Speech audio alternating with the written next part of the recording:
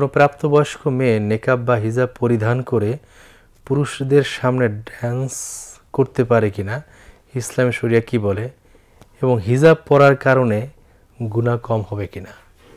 দেখুন, খুবই সুন্দর একটি সময়োপযোগী প্রশ্ন। খুবই ধন্যবাদ দেব যে কারণে এই প্রশ্নটা করা উচিত ছিল। আমাদের বাংলাদেশ সহ পৃথিবীতে বিভিন্ন জায়গায় এই কাজগুলো এখন চলছে।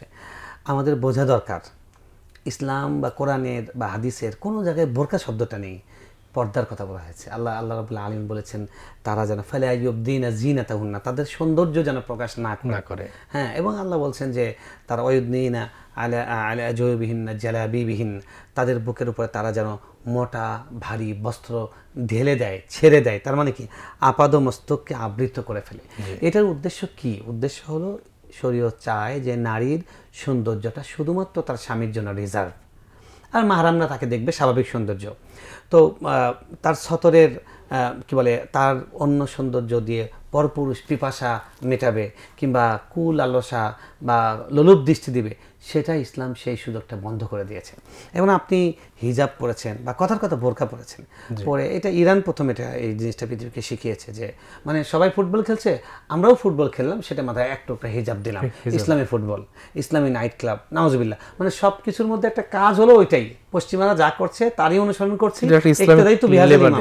হ্যাঁ, মানে পশ্চিমাদের পেছনে, ইমামের পেছনে তাদেরই অনুসরণ করছি, শুধুমাত্র এক চিলতে কাপড়। এটা মনে রাখতে হবে, এটার নাম পর্দা নয়।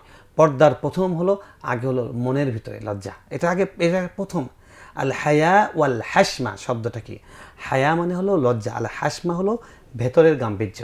একজন নারী, তিনি একটা বড় ওড়না, পুরো শরীর সেটা দিয়ে মুখটুক ঢেকে নিয়েছেন, কিন্তু তার শরীরের ভাঁজ, শরীরের তার মানচিত্র এটা বোঝা যাচ্ছে না।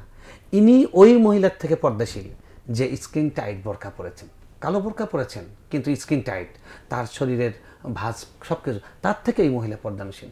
সে অর্থে তো আগে আমাদের মা বোনেরা, যে আমাদের মায়েরা, দাদিরা, নানারা, নানিরা, খালারা, তারা যে শাড়ি দিয়ে যেরকম পুরো শরীরটা ঢাকতেন এবং বাইরে বের হয়েছেন, তারা রিক্সাকে ঢেকে নিতেন।